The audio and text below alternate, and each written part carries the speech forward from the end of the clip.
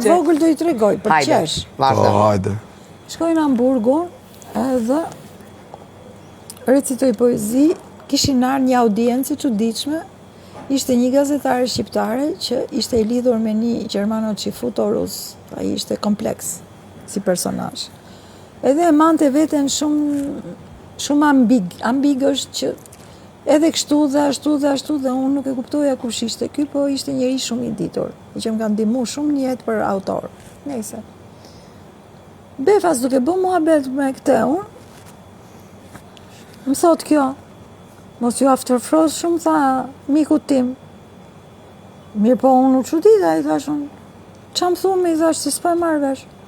E është i imi a im, tha për atë, që unë isha martume, se kisha me një fare, dëgjoj këtu ti, thash, unë gjithë burrat e botës janë të mitë dhe jave i gishtin kujt du.